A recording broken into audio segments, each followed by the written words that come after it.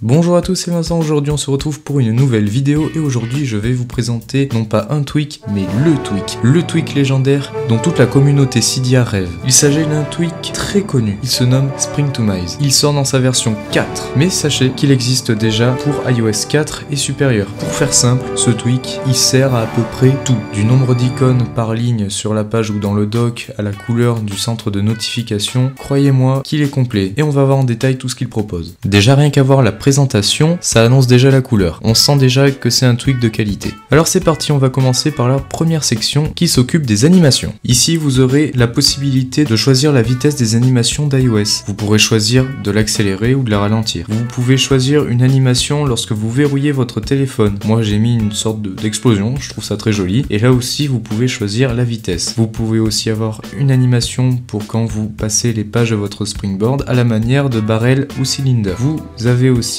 la possibilité de choisir la couleur de quand vous prenez une capture d'écran, vous savez, la sorte de flash. Voilà, vous pouvez en choisir la couleur. Dans la section suivante qui est celle du multitâche, vous avez la possibilité de cacher les icônes de l'application. Vous n'aurez donc que le snapshot de l'application que vous venez d'utiliser. Vous pouvez également modifier l'échelle du snapshot et pour le snapshot de la page d'accueil, vous pouvez choisir une action. Pour l'instant, il n'y a que le respring. Vous pouvez également afficher différemment les applications inactives, car parfois, les applications se ferment toutes seules, même si vous ne les avez pas quittées dans le multitâche. Vous pouvez les flouter, les rendre plus sombres ou les cacher. Pour le centre de contrôle, ça va être très simple, il n'y a que des sections pour cacher des parties du centre de contrôle. Je ne trouve pas ça très avantageux, donc on va passer à la suite. Pour le dock aussi, ça va être rapide, vous pouvez soit le cacher entièrement, soit cacher uniquement son background. Quant au dossier, les deux fonctions principales que j'apprécie beaucoup sont celles que j'ai activées, c'est-à-dire la possibilité de créer des dossiers dans les dossiers et aussi de pouvoir fermer les dossiers avec un pincement de doigt,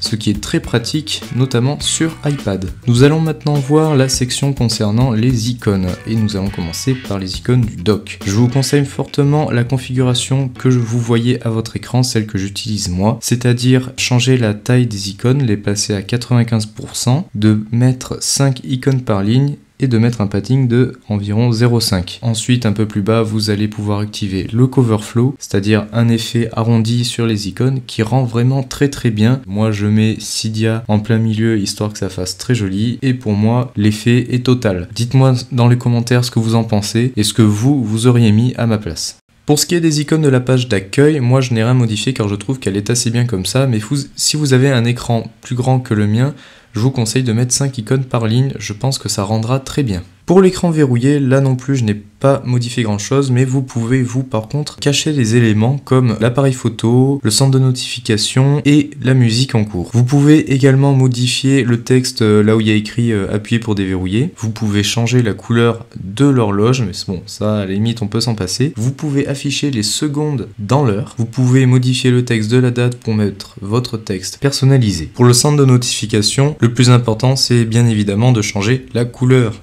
histoire de personnaliser. Vous pouvez cacher la vue Today, c'est-à-dire la partie où il y a tous les widgets. Vous pouvez également changer le texte qui dit aucune notification et moi j'ai marqué t'as pas de notification. Ça fait un peu plus personnel. Pour les pages, vous pouvez cacher les petits points en bas qui représentent chacune des pages. Vous pouvez désactiver le spotlight, la recherche. Vous pouvez retourner à la première page à chaque fois que vous verrouillez votre téléphone et prévenir la rotation, c'est-à-dire que vous ne pourrez plus faire tourner l'écran si vous avez un iPhone compatible. Quant à la barre de statut, vous pouvez modifier le nom de votre opérateur, vous pouvez modifier également l'affichage de l'heure, moi j'ai rajouté les secondes, vous pouvez cacher tous les éléments qui peuvent s'afficher dans la barre de statut, vous pouvez les sectionner comme les alarmes, si ça prend trop de place dans votre barre de statut, vous pouvez les cacher, le signal Bluetooth ou encore le cadenas de la rotation d'écran. Et la grande nouveauté cette année avec Spring2Mize, c'est la possibilité d'avoir plusieurs profils. Les profils, qu'est-ce que c'est? En fait, vous faites votre configuration comme je viens de vous montrer la mienne, vous pouvez la sauvegarder et ainsi en créer une nouvelle où vous aurez différents réglages et en fonction de votre humeur vous pourrez mettre les uns ou les autres sans avoir à modifier à chaque fois dans chacune des sections. C'est un très gros avantage et